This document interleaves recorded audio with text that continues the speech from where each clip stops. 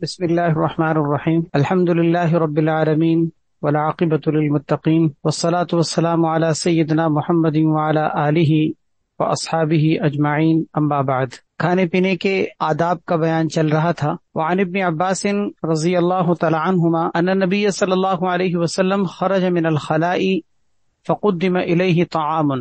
حضرت سیدنا عبداللہ ابن عباس رضی اللہ تعالی عنہما سے مروی ہے کہ نبی کریم صلی اللہ علیہ وسلم ایک دفعہ بیت الخلاء سے نکلے. فقدم الیہ طعام، آپ صلی اللہ علیہ وسلم کے سامنے کھانا پیش کیا گیا. فقالوا، لوگوں نے عرض کیا کہ الا نأتیک بوضوء، کیا ہم آپ کے لیے وضو کا پانی لے کر نہ آئیں؟ یعنی وضو کا پانی آپ کے لیے لے کر آئیں تاکہ آپ وضو کر لیں کہ آپ بیت الخلاء سے نکلے ہیں اور کھانا آپ کے سامنے پیش کیا گیا ہے، تو کیا وضو آپ اس سے پہلے کرنا چاہتے ہیں؟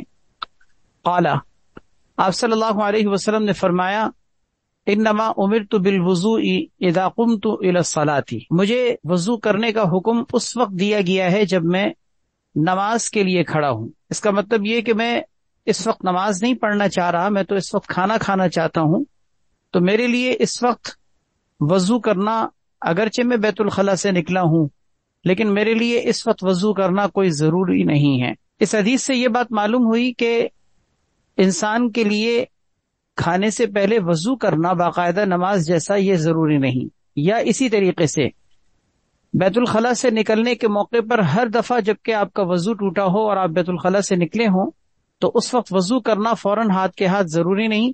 ہاں، اگر آپ کا نماز پڑھنے کا ارادہ ہے تو آپ کے لیے وضو ضروری ہے، کیونکہ نماز بغیر وضو کے نہیں ہوتی. یہ بات آپ صلی اللہ علیہ وسلم نے اس پیرائے میں ارشاد فرمائی کہ کہیں اس بات کو لازمی اور ضروری نہ سمجھا جائے کہ جب بھی وضو ٹوٹتا ہے انسان کے لیے وضو کرنا ضروری ہوتا ہے، کوئی یہ نہ سمجھ لے.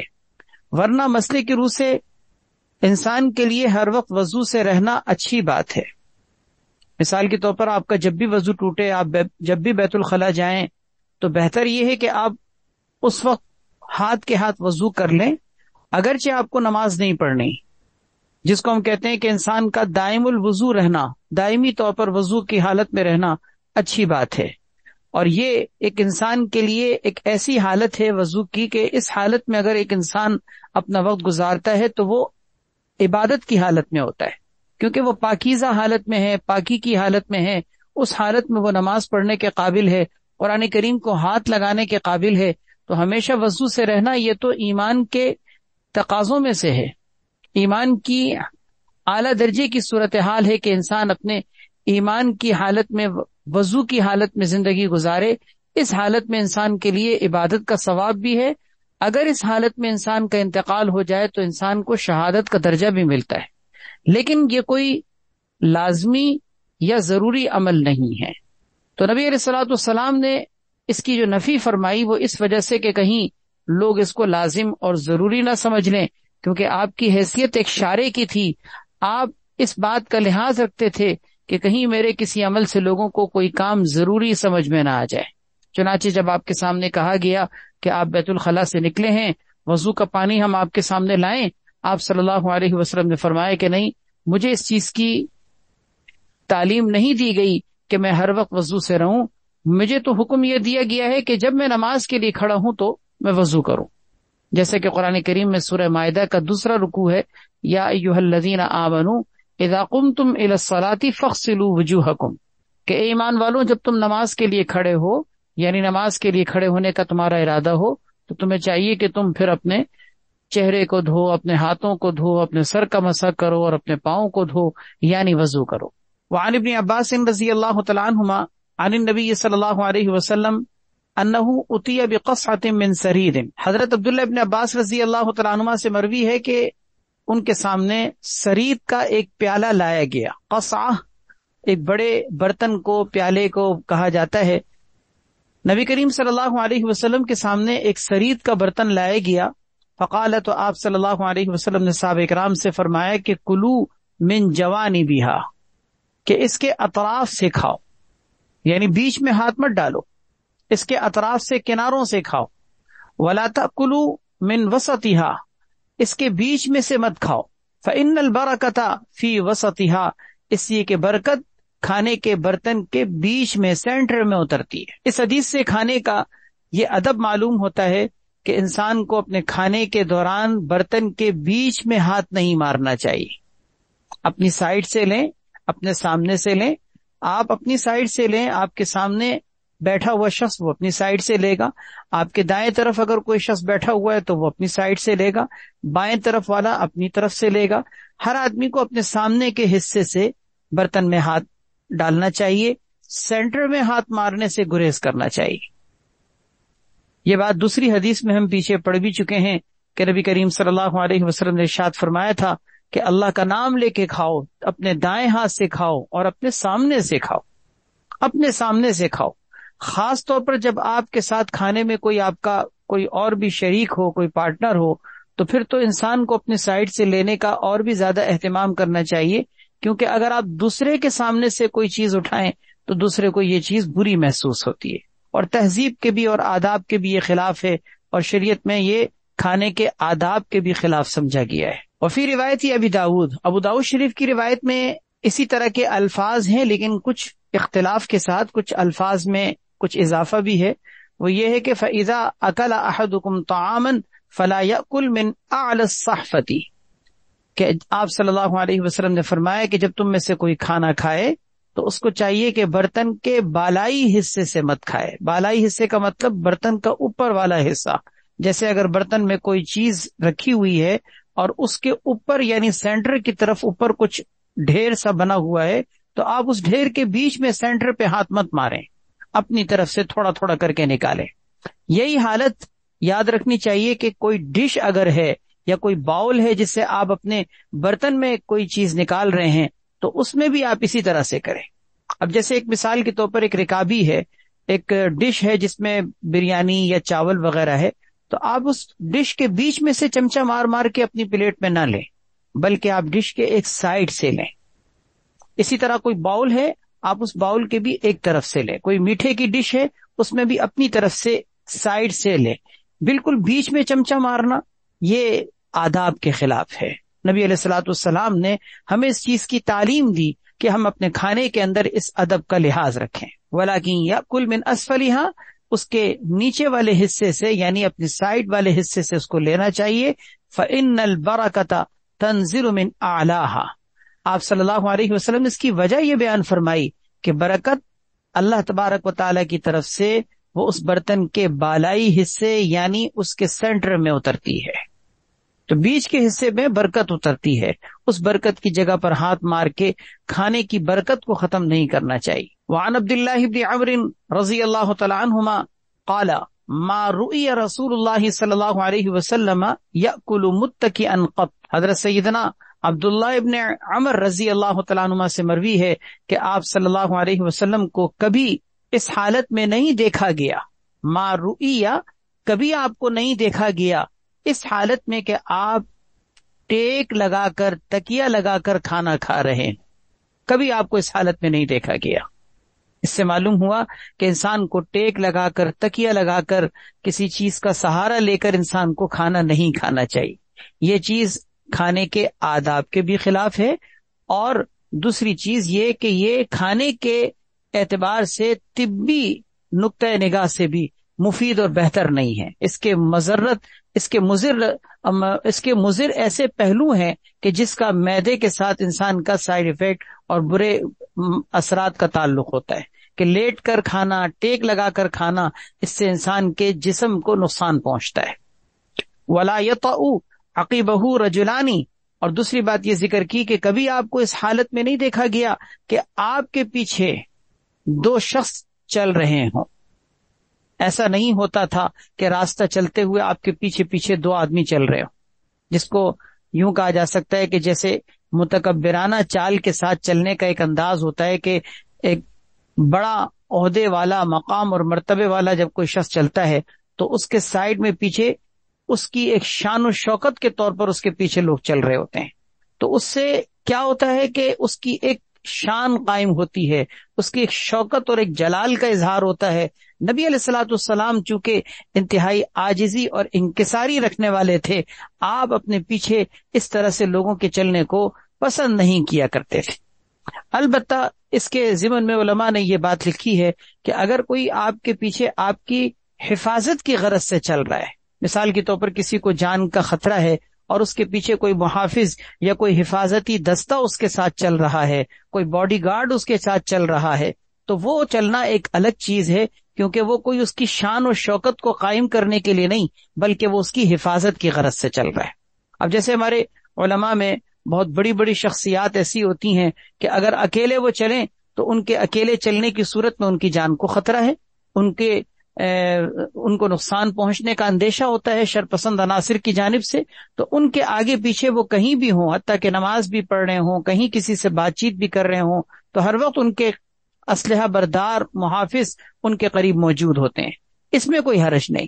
لیکن اگر اپنی کوئی شان، اپنا کوئی جلال، اپنی کوئی شوکت کو قائم کرنے کے لیے اس انداز میں پیچھے ایک دستہ لے کے چل رہا ہو، جیسے کہ شاہان عجم، شاہان قیصر و کسریٰ اس طرح سے کیا کرتے تھے، آپ صلی اللہ علیہ وسلم کی زندگی میں یہ چیز نہیں تھی۔ حضرت حکیم الامت تھانوی رحمۃ اللہ علیہ، مولانا اشرف علی صاحب تھانوی رحمۃ اللہ علیہ ہمارے کتنے بڑے اکابر میں سے ہیں، بیشتی زیور کے مصنف، ان کے بارے میں بھی یہ بات لکھی ہے کہ وہ جب تک بیٹھے ہوتے تھے لوگوں سے بات چیت کرتے رہتے تھے اور لوگوں کے مسائل وغیرہ کا جواب دیتے تھے، لوگوں سے ملاقاتیں بھی کیا کرتے تھے، لیکن انہوں نے اپنا ایک طریقہ بنایا ہوا تھا کہ جب وہ اس مجلس کو چھوڑ کر اپنے گھر کی طرف جا رہے ہوں تو پھر کسی کو اجازت نہیں تھی کہ وہ ان کے پیچھے پیچھے چلے۔ حضرت اس بات پر بہت نالاں ہوا کرتے تھے اور فرمایا کرتے تھے کہ آپ نے جو کچھ کہنا تھا، آپ مجلس میں بیٹھا ہوا تھا، آپ اس وقت ارشاد فرما دیتے، لیکن جب میں اٹھ کے گھر کی طرف جا رہا ہوں تو پھر میرے پیچھے پیچھے نہ آئے۔ وجہ یہی تھی کہ نبی علیہ الصلوۃ والسلام کی اس سنت کے مطابق انہوں نے اپنا ایک طریقہ رکھا ہوا تھا کہ جب میں گھر جا رہا ہوں اور میں راستے میں چل رہا ہوں تو میرے پیچھے پیچھے کوئی نہ چلے۔ حضرت عبداللہ ابن حارث ابن جز رضی اللہ تعالیٰ عنہ ایک صحابی ہیں، وہ فرماتے ہیں کہ نبی کریم صلی اللہ علیہ وسلم کی خدمت میں روٹی اور گوشت پیش کیا گیا، روٹی اور گوشت پیش کیا گیا، وہو فی المسجد، اس حالت میں کہ آپ اس وقت مسجد میں تشریف فرما تھے۔ فأکلنا معہ، آپ نے کھانا تناول فرمایا، ہم نے بھی آپ کے ساتھ کھایا۔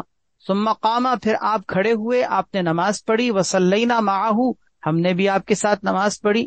ولم نزد علی ان مسحنا ایدینا بالحصباء، اور ہم نے کھانے سے فارغ ہونے کے بعد اس سے زیادہ اور کوئی کام نہیں کیا کہ ہم نے اپنے ہاتھوں کو کنکریوں سے، جو پتھر تھے زمین پہ پڑے ہوئے، ہم نے اس سے اپنے ہاتھوں کو صاف کر دیا۔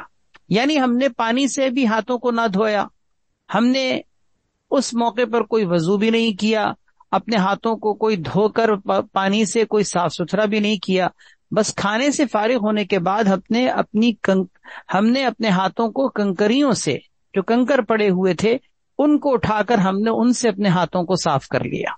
اس سے یہ بات معلوم ہوئی کہ کھانے کے بعد جو ہاتھ دھونے کا حکم ہے، ابھی پیچھے گزرا بھی تھا احادیث کے اندر، اور یہ کھانے کے آداب میں سے ہے، نبی کریم صلی اللہ علیہ وسلم کی سنت میں سے ہے کہ کھانے کے بعد بھی انسان کو ہاتھ دھونا چاہیے۔ یہ حکم دھونے کا لازم یا ضروری نہیں ہے۔ اگر کسی موقع پر پانی دستیاب نہ ہو تو آپ یہ بھی کر سکتے ہیں کہ آپ کسی کپڑے سے ہاتھ کو صاف کر لیں، آپ ٹیشو پیپر یوز کر سکتے ہیں، یا اسی طریقے سے کوئی اور چیز جس سے آپ اپنے ہاتھوں کے جو کھانے کے اثرات ہیں ان کو صاف کر سکتے ہوں، آپ اس کو استعمال کر سکتے ہیں۔ یعنی کہنے کا مطلب یہ کہ ہاتھوں کو پانی سے دھونا یہ آداب میں سے تو ہے، سنت کے کاموں میں سے تو ہے، لیکن کسی موقع پر اگر پانی نہ ہو تو کوئی ضروری نہیں ہے، کیونکہ نبی کریم صلی اللہ علیہ وسلم سے جس طرح کھانے کے بعد پانی سے ہاتھ دھونا ثابت ہے، اسی طرح یہ بھی ثابت ہے کہ آپ نے اپنے ہاتھ کو کنکریوں سے صاف کر لیا۔ وعن ابی ہریرہ رضی اللہ تعالیٰ عنہ قال اتی رسول اللہ صلی اللہ علیہ وسلم بلحم، نبی کریم صلی اللہ علیہ وسلم کے سامنے گوشت لایا گیا، فرفع الیہ الذراع، آپ صلی اللہ علیہ وسلم کو دستی کا گوشت اٹھا کر دیا گیا، آپ کے سامنے دستی کا گوشت اٹھا کر رکھا گیا، یعنی کھانا تو لگا، اس میں گوشت کی مختلف چیزیں تھیں، لیکن دستی چونکہ آپ صلی اللہ علیہ وسلم کو پسند تھی اور صحابہ کرام بھی یہ بات جانتے تھے، تو آپ کو اٹھا کر آپ کو پیش کیا کہ آپ دستی تناول فرمائیں۔ دستی کا مطلب یعنی بکرے یا بکری کی آگے کی دو ٹانگیں، جس کو ہم ہاتھ کہہ سکتے ہیں، اسی لیے اس کو اردو میں دستی کہا جاتا ہے، عربی میں اس کو ذراع کہتے ہیں، بکری کے آگے کے دو حصے۔ فرفع الیہ الذراع، آپ صلی اللہ علیہ وسلم کو دستی کا گوشت اٹھا کے دیا گیا۔ وکانت تعجبہ، اور آپ صلی اللہ علیہ وسلم کو دستی کا گوشت پسند تھا۔ فنہس منہا، آپ صلی اللہ علیہ وسلم نے اپنے دانتوں سے اس کو نوچ کر تناول فرمایا۔ نہسا اس کے معنی آتے ہیں گوشت کو اپنے دانتوں سے نوچ کر کھانا۔ آپ کو یاد ہوگا اس سے پہلے دروس میں ایک حدیث گزری تھی کہ جس میں یہ بات کہی گئی تھی کہ نبی کریم صلی اللہ علیہ وسلم نے چھری سے گوشت کو کاٹ کے کھایا۔ وہاں میں نے یہ بات عرض کی تھی کہ اس بارے میں روایات دونوں طرح کی ہیں۔ یہ بات بھی روایت کے اندر موجود ہے کہ گوشت کو دانتوں سے نوچ کر کھانا، اور یہ بات بھی موجود ہے کہ آپ صلی اللہ علیہ وسلم نے چھری سے گوشت کو کاٹ کر کھایا ہے۔ دونوں باتیں موجود ہیں، لہذا دونوں میں تطبیق یہ دی گئی ہے کہ جب گوشت بڑا ہو، اس کا حصہ بڑا ہو، تو اس کو اٹھا کر اپنے دانتوں سے لگانا یہ اس لیے مناسب نہیں، کیونکہ وہی گوشت دوسروں کو بھی کھانا ہے، تو بہتر یہ ہے کہ آپ اس سے اپنے حصے کے بقدر جتنا آپ کو کھانا ہے آپ کاٹ کر چھری سے پھر کھائیں، تاکہ آپ اس طرح سے اس کو دانتوں سے نہ لگائیں کہ دوسرے کو کھاتے ہوئے کسی قسم کی کوئی کراہیت محسوس ہو۔ ہاں البتہ چھوٹی چھوٹی بوٹیاں ہوں یا گوشت کے چھوٹے چھوٹے ٹکڑے ہوں تو آپ اس کو اٹھا کر اگر پورا کھا سکتے ہوں تو پورا اپنے منہ سے دانتوں سے نوچ کر کھائیں۔ یہ جو دانتوں سے نوچ کر کھانے والا طریقہ ہے یہ زیادہ بہتر ہے، اس اعتبار سے کہ حدیث میں اس کا فائدہ یہ ذکر کیا گیا ہے کہ اس کی وجہ سے انسان کو یہ زود ہضم ہوتا ہے، یعنی ہاضمے کے اعتبار سے یہ مفید ہے اور خوشگوار کھانے میں معلوم ہوتا ہے۔ تو نبی علیہ الصلوۃ والسلام کا بھی یہ طریقہ تھا کہ آپ دانتوں سے گوشت کو نوچ کر کھایا کرتے تھے۔ البتہ اگر گوشت سخت ہو جس کو دانتوں سے نوچنا مشکل ہو، یا گوشت کا ٹکڑا بڑا ہو دوسروں نے بھی کھانا ہے، تو پھر آپ اس کو اٹھا کر منہ سے لگا کر نہ رکھیں، کیونکہ پھر دوسروں کو کہیں اس چیز میں ناپسندیدگی نہ ہو۔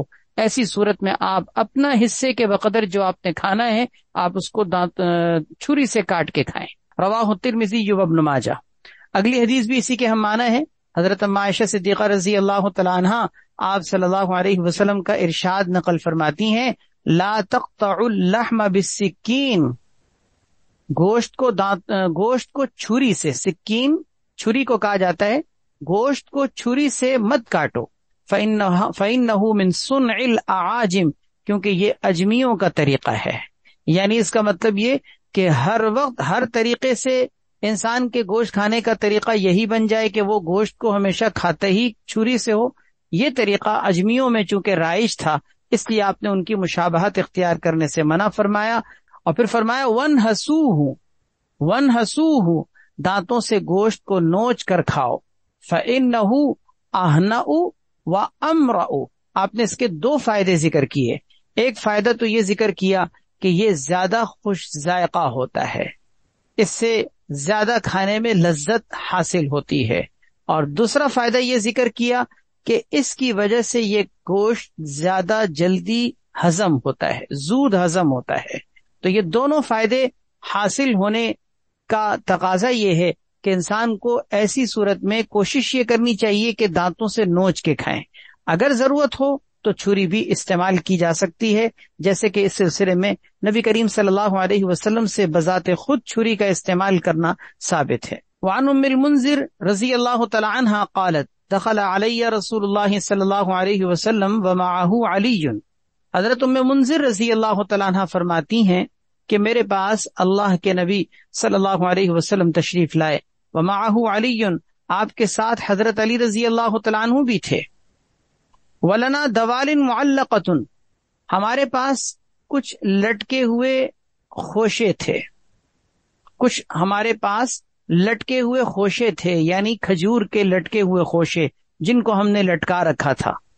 فجعل رسول اللہ صلی اللہ علیہ وسلم یأکل وعلی معہ یأکل، نبی کریم صلی اللہ علیہ وسلم نے ان لٹکے ہوئے خوشوں میں سے آپ نے کھانا شروع کیا اور حضرت علی رضی اللہ تعالیٰ عنہ بھی آپ کے ساتھ کھانے لگے۔ آپ صلی اللہ علیہ وسلم نے دیکھا، آپ نے فرمایا لعلی، آپ نے حضرت علی رضی اللہ تعالیٰ عنہ سے فرمایا مہ یا علی، اے علی ذرا رک جاؤ۔ مہ اس کے معنی آتے ہیں اکفف، یعنی اس کا مطلب ذرا یہ کہ تم ٹھہر جاؤ، تم یہ نہ کھاؤ۔ فإنک ناقح، کیونکہ تم کمزوری کی حالت میں ہو، تم ابھی بیماری سے صحت یاب ہو کر نقاہت کی حالت میں ہو۔ ناقح یہ وہی لفظ ہے جو ہم اردو میں بھی استعمال کرتے ہیں، نقاہت، جس کو ہم ویکنیس کہتے ہیں، کہ انسان جب بیماری سے اٹھتا ہے نا تو وہ ویکنیس کا شکار ہوتا ہے اور نقاہت اس کے اوپر طاری ہوتی ہے، اور پھر اس کو دوبارہ سے طاقت اور توانائیوں کے حصول کے لیے اس کو تھوڑا سا اپنی صحت کا خیال رکھنا ہوتا ہے۔ ایسی حالت میں انسان کو کہتے ہیں ناقح، کہ بیماری سے وہ نیا نیا اٹھا ہے۔ آپ نے فرمایا کہ اے علی تم رک جاؤ، تم یہ نہ کھاؤ کیونکہ تم ناقح یعنی نقاہت کی حالت میں ہو۔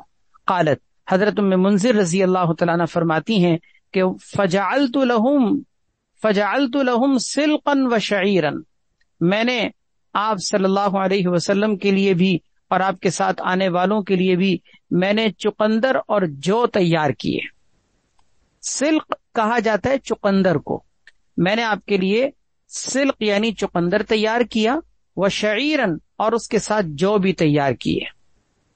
فقال النبی صلی اللہ علیہ وسلم، جب وہ بن کر تیار ہو گیا تو آپ صلی اللہ علیہ وسلم نے فرمایا یا علی من ھذا فاصب، اس میں سے تم کھاؤ، اس میں سے تم کھاؤ، کیونکہ فإنہ اوفق لک، کیونکہ یہ تمہارے لیے زیادہ موافق ہے۔ آپ صلی اللہ علیہ وسلم نے ان کو وہ کھجور کے لٹکے ہوئے جو خوشے تھے ان میں سے کھانے سے اس لیے منع کیا تھا کیونکہ حضرت علی رضی اللہ تعالیٰ عنہ بیماری سے نئے نئے اٹھے تھے، اور ان کو بیماری بھی جو تھی وہ اس طرح کی تھی جس میں ان کا اجتناب تھا، یعنی پرہیز تھا اس خوشوں کے کھانے اور کھجور کے استعمال کرنے سے۔ تو نبی علیہ الصلوۃ والسلام نے ان کو پرہیز کی تعلیم دی۔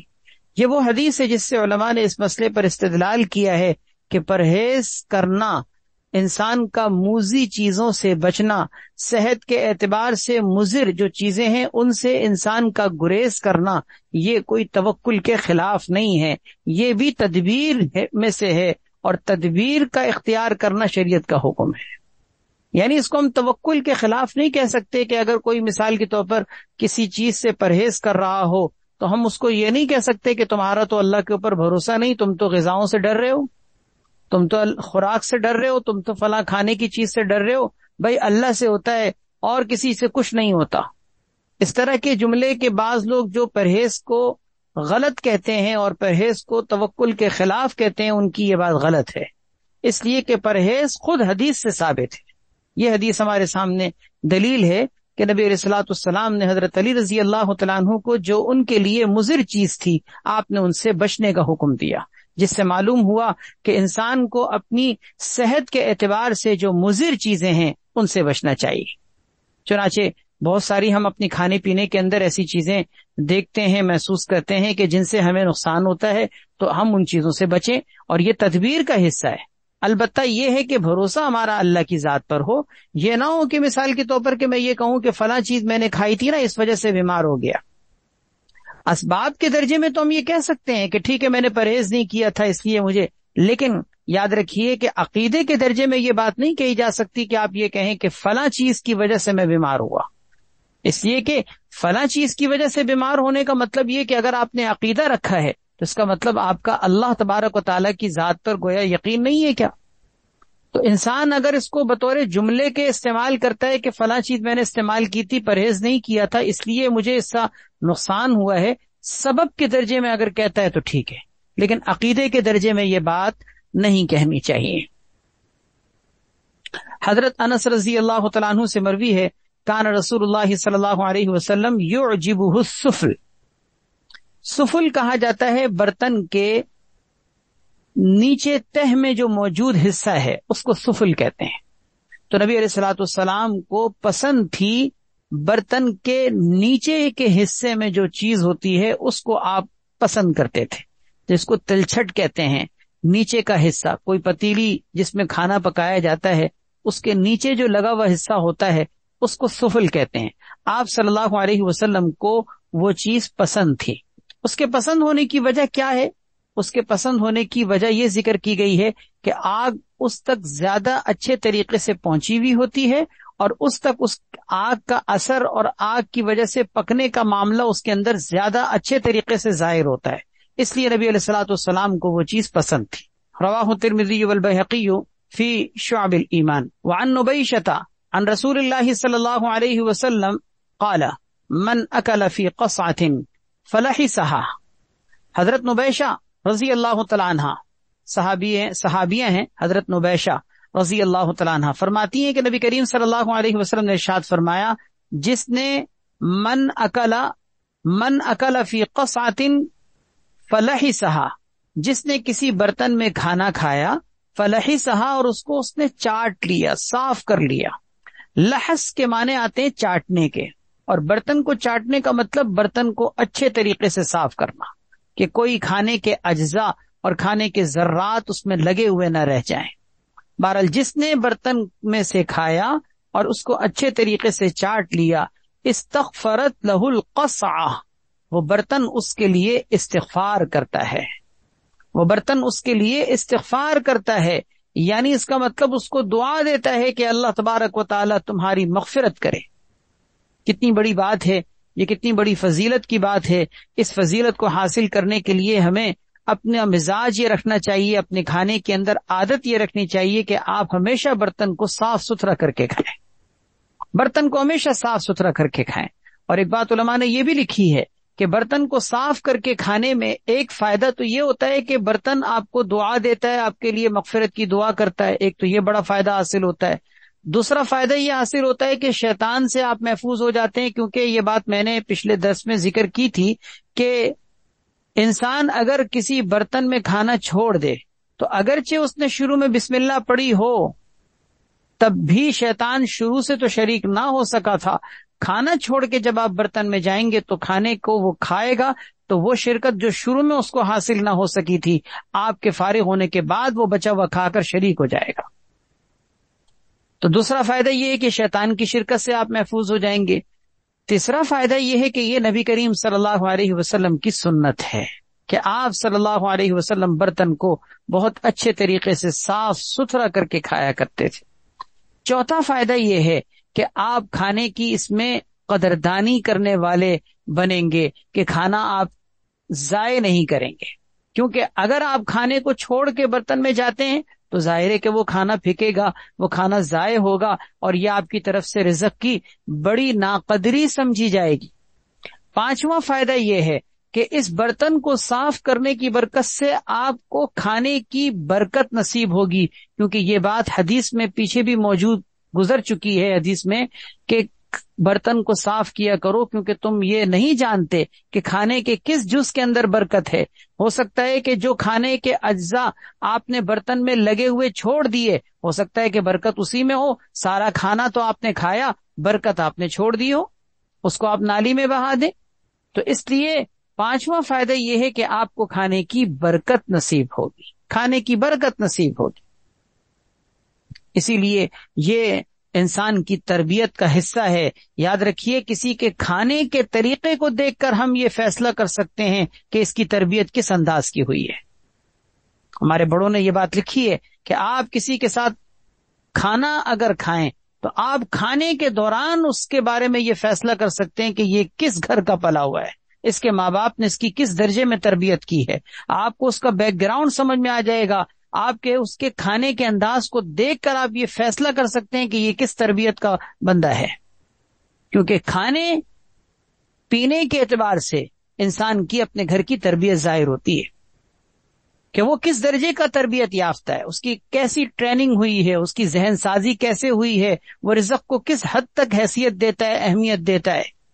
اس لیے اپنا مزاج رکھیں کہ برتن کو صاف ستھرا رکھ کے کھائیں. اور اس کے لیے ضروری ہے، اس ادب کو حاصل کرنے کے لیے ضروری ہے کہ آپ اپنے برتن میں ایک لمیٹڈ چیز نکالیں جو آپ کی مقدار کے مطابق ہو.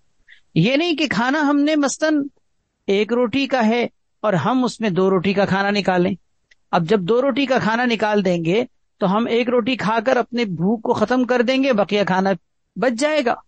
تو آپ کو اگر دوبارہ نکالنے کی ضرورت پڑتی ہے کوئی مسئلہ نہیں، آپ دوبارہ نکالیں، 4 مرتبہ نکالیں، لیکن لمیٹڈ نکالیں. اپنی مقدار کو دیکھ کر یہ فیصلہ کریں کہ مجھے کتنی مقدار میں کھانا نکالنا ہے.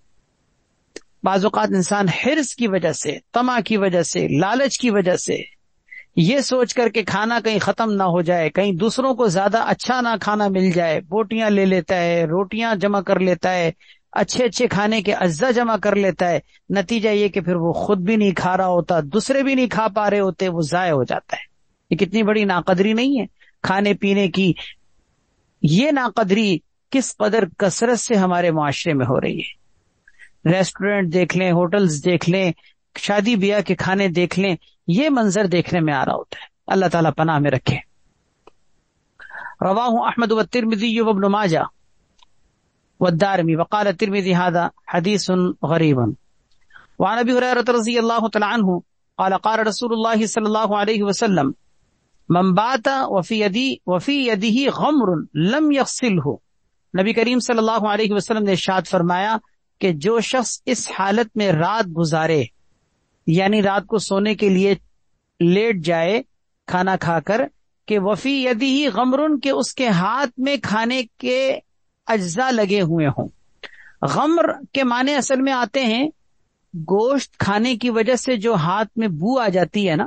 جیسے اگر آپ نے مثلاً گوشت کھایا ہے، آپ نے بریانی کھائی ہے، آپ نے کوئی گوشت کا آئٹم کھایا ہے، ایسی کوئی بھی چیز جو آپ نے گوشت کی استعمال کی ہے، تو ہاتھوں میں ایک طرح کی دسومت آ جاتی ہے، یعنی کھانے کی وجہ سے ہاتھوں میں ایک بو اور ایک اسمیل سی آ جاتی ہے.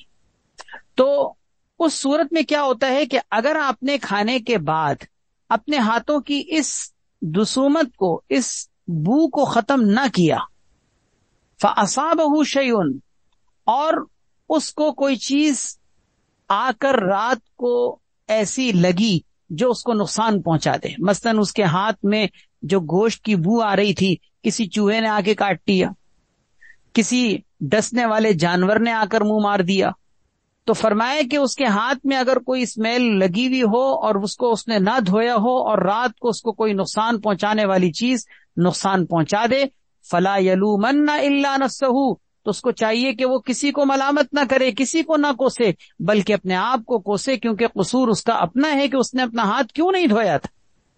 دیکھیں نا، اب آپ نے مثلاً کھانا کھایا، آپ نے مثال کے طور پر ہم فرض کر لیتے ہیں کہ آپ نے بریانی کھائی ہے اور اپنے ہاتھوں سے آپ نے کھائی ہے، آپ کے ہاتھ میں بو آ رہی ہے، آپ نے کھانے کے بعد ٹھیک ہے بھلے کپڑے سے ہاتھ صاف بھی کر لیا، لیکن پھر بھی وہ بو تو ختم نہیں ہوگی نا.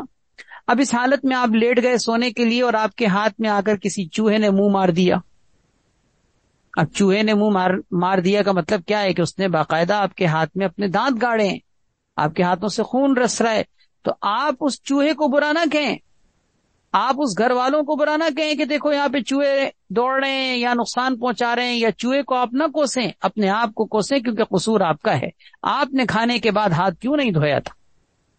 اتباع سنت میں اگر آپ ہاتھوں کو اچھے طریقے سے دھو لیتے تو آپ کو اس نقصان کا سامنا نہ کرنا پڑتا.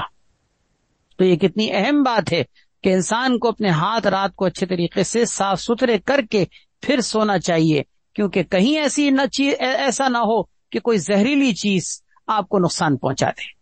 من بات وفی یدہ غمر لم یغسلہ فاصابہ شیء فلا یلومن الا نفسہ، کہ جو رات اس حالت میں گزارے کہ اس کے ہاتھ میں کوئی بو ہو اور جس کو اس نے دور نہ کیا ہو دھو کر، اسے کوئی چیز اگر پہنچ جائے، فلا یلومن الا نفسہ، تو وہ کسی کو نہ کوسے مگر اپنے آپ کو کوسے.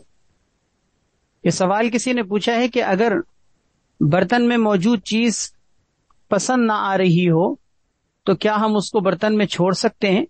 جی اچھا سوال کیا آپ نے. یہ اس سوال کا جواب سمجھ لیجئے کہ دیکھیں، اگر آپ کو کھانا پسند نہیں آیا یا آپ کو اس کھانے کی طرف طبیعت نہیں بن سکی اور آپ ختم نہیں کر سکتے، تو اس صورت میں کم سے کم ایک طریقہ یہ تو اپنا سکتے ہیں نا کہ آپ اس کو ایک طریقے سے برتن میں چھوڑیں. ایسے نہ چھوڑیں کہ اگلے بندے کو اس کو کھاتے ہوئے کراہیت ہو. مثال کے طور پر آپ اس کی سائڈ کو صاف کر لیں، اور اس کھانے کو ایک طرف کر کے اس کو ڈھانک کر بسم اللہ پڑھ کے رکھ دیں تاکہ کسی اور کے لیے وہ استعمال کے قابل ہو۔ آپ نے دیکھا ہوگا کہ برتن میں کھانا چھوڑنے کے بھی مختلف لوگوں کے مختلف طریقے ہوتے ہیں۔ ایک بڑی اہم بات آپ کے سوال سے سمجھ میں آ رہی ہے، اس کو ذرا سمجھیے گا کہ برتن میں اگر کبھی کھانا چھوڑنا ہو تو علماء نے اس کے بھی آداب میں یہ بات لکھی ہے کہ اگر کبھی برتن میں کوئی چیز بچانی ہو، ختم نہ ہو پائی ہو، تو آپ اس کو سائڈ پہ کر دیں اور اس کے کناروں کو صاف کر لیں، ایسا لگے محسوس ہو کہ جیسے کہ آپ اس برتن کو کوئی استعمال نہیں کیا گیا، یعنی اس کی سائڈ کے ایریے کو صاف کر لیں اور اس کو ایک کنارے پر کر لیں اور پھر اس کو برتن سے ڈھانک کر کسی طرح محفوظ جگہ پر رکھ دیں کہ نیکسٹ ٹائم اس چیز کو یا تو خود آپ استعمال کر لیں یا کوئی اور استعمال کر لے۔ ایسا نہ کریں کہ کھانا جس طریقے سے ہم نے کھایا تھا اسی حالت میں ہم بچا ہوا چھوڑ دیں، کیونکہ اس کی سائڈ محسوس ہوتا ہے دیکھ کر کہ اس کی سائڈ کو اگر استعمال کرتے ہوئے اگر ہم نے صاف نہ کیا تو اگلا بندہ اس کو اس حالت میں دیکھ کر کراہیت محسوس کرے گا کہ میں اس کو کھاؤں۔ ایک بات، دوسری بات یہ کہ اس کو ڈھانک کر رکھیں، بغیر ڈھانکے نہ چھوڑیں، کیونکہ اگر آپ نے اس کو ڈھانکے بغیر چھوڑ دیا تھوڑی دیر بعد بھی کوئی اس کو کھانے کے لیے تیار نہیں ہوگا، کیونکہ جب وہ ڈھکا ہوا نہیں ہے، کسی چیز سے اس کو ڈھانپا نہیں گیا تھا، تو اگلا بندہ یہ سوچے گا کہ اس میں تو مختلف جراثیم گر گئے ہوں گے، کسی کیڑے وغیرہ بھی نے آ کر منہ مار دیا ہوگا۔ خود آپ بھی اپنے اوپر رکھ کے سوچیں کہ آپ کسی کھلے برتن میں رکھے ہوئے کھانے کو آپ پسند نہیں کرتے، تو اگلا بندہ کیسے پسند کرے گا؟ تو اس لیے کبھی اس طرح کی صورتحال اگر بنے تو آپ اس کے سائڈ کے ایریے کو صاف کریں، اس کو ایک طرف کر کے اس کو ڈھانک کر بسم اللہ پڑھ کے رکھ دیں تاکہ شیطان سے بھی محفوظ ہو، کیڑے مکوڑوں سے بھی محفوظ۔ وعن ابن عباس رضی اللہ تعالیٰ عنہما قال کان احب الطعام الى رسول اللہ صلی اللہ علیہ وسلم، نبی کریم صلی اللہ علیہ وسلم کو تمام کھانوں میں سب سے زیادہ محبوب کھانا السرید من الخبز، السرید من الخبز، روٹی کا سرید، روٹی کا بنا ہوا سرید، یہ آپ کو بہت پسند تھا۔ دوسرا حیث کا بنا ہوا سرید، حیث اصل میں یہ کھجور، گھی، پنیر یا اس میں اگر دودھ بھی مکس کیا جائے تو ان سب کا ملیدہ تیار ہوتا ہے، جس کو ہم سویٹ ڈش کہہ سکتے ہیں۔ تو وہ سرید جو حیث کا بنا ہو، یعنی اس طرح کے ملیدے کا بنا ہو کہ اس میں کھجوریں بھی ڈالی گئی ہیں، اس میں گھی بھی ڈالا گیا ہے، اس میں پنیر بھی ڈالا گیا ہے اور روٹی کے ٹکڑے بھی اس میں ڈال کے اس کو سرید بنایا گیا ہے، ایسے سرید کو بھی آپ پسند کرتے تھے۔ اس کا مطلب سرید آپ کو پسند تھا، چاہے وہ سرید نمکین ڈش کے طور پر ہو جیسے سرید من الخبز، یا چاہے وہ سویٹ ڈش کے طور پر ہو جس کو سرید من الحیث کہا جاتا ہے۔ حاصل یہ کہ دونوں طرح سے آپ کو سرید پسند تھا۔ تو سرید ایک ایسی چیز ہے کھانے کی کہ اگر آپ خود بھی اس کو کھا کر دیکھیں بڑی لذیذ چیز ہوتی ہے، اور آپ اپنے بھی گھر میں اس چیز کو استعمال کرتے ہوں گے، اور نہ بھی کرتے ہوں تو کرنا چاہیے، کیونکہ نبی علیہ الصلوۃ والسلام کو یہ پسند تھا، اور پسند کیوں نہ ہو، یہ ہے بھی ایسی لذیذ چیز، آپ استعمال کر کے دیکھیں۔ خاص طور پر پتلا شوربہ ہو، چاہے پائے کا ہو، چاہے گوشت کا ہو، آلو گوشت کا ہو، اگر وہ پتلا سا شوربہ ہو اور اس میں آپ روٹی چور کر کھائیں تو کتنا لذیذ لگتا ہے۔ بلکہ ہمارا تو تجربہ ہے کہ عام روٹین سے انسان کی مقدار بڑھ جاتی ہے کھانے کی۔ عام روٹین میں اگر آپ ایک روٹی کھاتے ہیں، سرید بنا کر خود آپ یہ محسوس کر سکتے ہیں کہ آپ کی روٹی کی مقدار بڑھ جائے گی۔ کیوں؟ اس لیے کہ اس میں لذت زیادہ ہے۔ اس میں لذت کیوں نہ زیادہ ہو، ہمارے پیارے نبی صلی اللہ علیہ وسلم کو یہ پسند تھا۔ اس لیے بہرحال اگر نہ بھی کھاتے ہوں آپ تو اس حدیث کو پڑھ کر اب اس پر عمل کرنے کی کوشش کریں کہ کبھی کبھی سرید بنا کر کھایا کریں، اس نیت سے کہ ہمارے پیارے نبی صلی اللہ علیہ وسلم کو پسند تھا۔ وعن ابی اسید الانصاری رضی اللہ تعالی عنہ قال قال رسول اللہ صلی اللہ علیہ وسلم کلوا الزیت وادہنوا بہ، آپ صلی اللہ علیہ وسلم نے ارشاد فرمایا زیتون کا تیل کھانے میں بھی استعمال کیا کرو، وادہنوا بہ، اور اس کو تیل لگانے کے لیے بھی استعمال کیا کرو۔ گویا کہ زیتون کا تیل کھاؤ بھی اور اس کو تیل کے طور پر لگاؤ بھی۔ فَإِنَّهُ مِن شَجَرَةٍ مُبَارَكَةٍ، کیونکہ یہ بڑا بابرکت درخت ہے، بڑے بابرکت درخت سے حاصل ہونے والا تیل ہے۔ اس کو شجرہ مبارکہ اس لیے کہا گیا کیونکہ قرآن کریم میں اس کو شجرہ مبارک کہا گیا ہے۔ اللہ نور السماوات والارض قرآن کریم کی آیت ہے، اس میں کہا گیا ہے من شجرۃ مبارکۃ زیتونۃ لا شرقیۃ ولا غربیہ، سورہ نور کے اندر اللہ تعالیٰ نے اس کو شجرہ مبارکہ سے حاصل ہونے والا تیل قرار دیا ہے۔ لہذا ایک ایسا بابرکت تیل جس کو نبی علیہ الصلوۃ والسلام بھی استعمال کیا کرتے تھے اور آپ نے اس کو استعمال کرنے کی تعلیم اور تلقین بھی فرمائی، کھانے کے اندر بھی لگانے کے اندر بھی، تو اس تیل سے محروم نہیں رہنا چاہیے۔ اگرچہ ٹھیک ہے تھوڑا سا مہنگا ہوتا ہے، لیکن انسان ٹھیک ہے تھوڑا بہت بھلے استعمال کرے، لیکن استعمال کرنا چاہیے۔ گھر کے اندر کچھ چیزیں تو ایسی بہترین چیزیں ہیں کہ جن کو کوشش کیا کریں کہ سال بھر رکھا کریں۔ آپ کو یاد ہوگا میں نے کھجور کے حوالے سے یہ بات پچھلے درس میں ذکر کی تھی کہ کھجور سال بھر رکھنے کی کوشش کیا کریں۔ حدیث کے مطابق وہ گھر والے بھوکے نہیں ہوتے جس گھر میں کھجور ہوں۔ اسی طرح گھر کے اندر انجیر رکھنے کا اہتمام کریں، اسی طرح زیتون کو رکھنے کا استعمال کریں، شہد کا استعمال کثرت سے کریں۔ یہ کچھ چیزیں اپنے گھر کے اندر کثرت سے رکھنے کی کوشش کریں، استعمال کرنے کی کوشش کریں۔ دودھ ہے، شہد ہے، کھجور ہے، اسی طریقے سے انجیر ہے، زیتون ہے۔ یہ ایسی مبارک چیزیں ہیں کہ آپ قرآن کریم میں آپ دیکھیں گے کہ اللہ نے ان چیزوں کی قسمیں کھائیں۔ والتین والزیتون، اللہ نے قرآن کریم میں انجیر کی قسم کھائی، زیتون کی قسم کھائی۔ آپ سوچیں ذرا، ایسی چیز کوئی معمولی چیز تھوڑی ہے کہ جس کی قسم کھائی جا رہی۔ حضرات مفسرین فرماتے ہیں اللہ نے قرآن میں جن چیزوں کی قسم کھائی ہے در حقیقت ان کو عظمت بخشی ہے، کیونکہ اللہ کو قسم کھانے کی ضرورت نہیں۔ اللہ سے زیادہ سچی بات کس کی ہو سکتی ہے؟ اللہ تبارک و تعالیٰ نے ان چیزوں کی قسم کھا کر ان کو عظمت اور فوقیت بخشی ہے۔ لہذا اس زیتون کا استعمال اپنے زندگی کے اندر کریں، بھلے محدود پیمانے پہ کریں لیکن کریں۔ وعن ام ہانی رضی اللہ تعالی عنہا قالت دخل علی النبی صلی اللہ علیہ وسلم، حضرت ام ہانی رضی اللہ تعالیٰ عنہ فرماتی ہیں کہ میرے پاس اللہ کے نبی صلی اللہ علیہ وسلم داخل ہوئے، فقال، آپ نے فرمایا، اعندکی شیء، کیا تمہارے پاس گھر میں کوئی کھانے کی چیز ہے؟ قلت، حضرت ام ہانی فرماتی ہیں کہ میں نے کہا، لا الا خبز یابس وخل، میرے پاس سوائے سوکھی ہوئی روٹی، ایک خشک روٹی اور سرکے کے اور کچھ بھی نہیں ہے۔ فقال، آپ نے فرمایا کہ وہی لے آؤ۔ آپ صلی اللہ علیہ وسلم نے فرمایا کہ ہاتی، وہی لے آؤ۔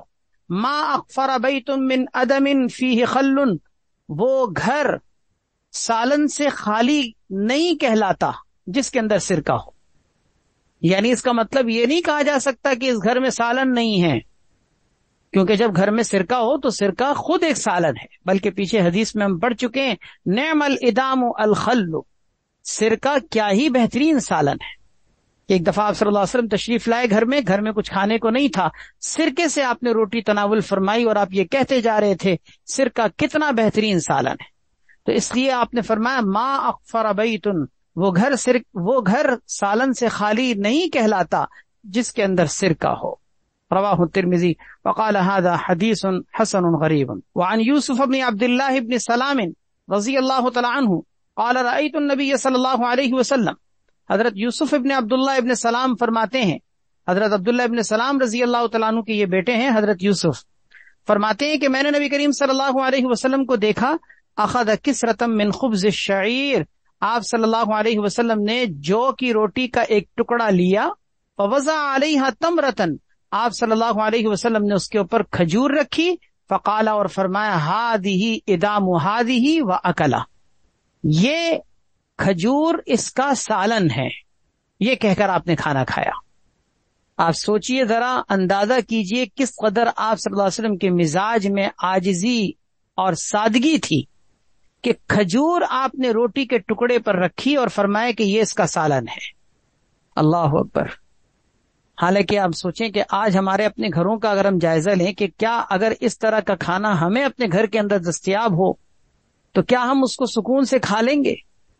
ہمارے گھروں میں تو جن لوگوں کے مزاج میں کھانے کے اعتبار سے سالن ایسا ہونا چاہیے، معیار اس کا ایسا ہونا چاہیے، اس میں بوٹی بھی ہونی چاہیے، آلو بھی ہونا چاہیے، فلاں سبزی بھی ہونی چاہیے، بھنائی ایسی ہونی چاہیے، جن لوگوں کے سالن کے اعلیٰ معیار ہوتے ہیں ان کے ہاں تو سالن میں ذرا سی اونچ نیچ ہو جائے تو کتنی گھر کے اندر لڑائی کی شکلیں پیدا ہونے شروع ہو جاتی ہیں۔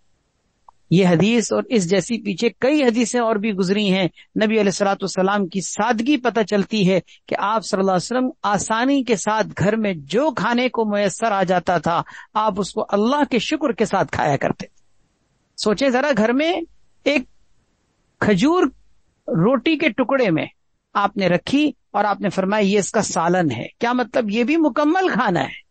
یہ بھی مکمل کھانا ہے، اللہ نے دیا ہے نا. جس رب نے پالنے والے نے اپنے بندے کو یہ کھانا دیا، اس کو شکر کے طور پر اس کو استعمال کرنا چاہیے، ناشکری نہیں کرنی چاہیے. اللہ تبارک و تعالی ہم سب کو عمل کی توفیق عطا فرمائے، ہمیں کھانے کے تمام آداب کا لحاظ رکھنے کی اور ان کی رعایت رکھنے کی توفیق عطا فرمائے. وآخر دعوانا ان الحمد للہ رب العالمین. الحمد للہ رب العالمین والعاقبۃ للمتقین والصلاة والسلام علی سیدنا محمد وعلی آلہ واصحابہ اجمعین. رب اغفر وارحم وانت خیر الراحمین. اللهم انا نعوذ بك من زوال نعمتك وتحول عافيتك وفجاءة نقمتك وجميع سخطك. اللهم آتنا في الدنيا حسنة وفي الآخرة حسنة وقنا عذاب النار. یا ارحم الراحمین اپنے فضل سے اپنے کرم سے ہم سب کے گناہوں کو معاف فرما، ہم سب کی کامل مغفرت فرما، بخشش فرما، ہم سب سے راضی ہو جا.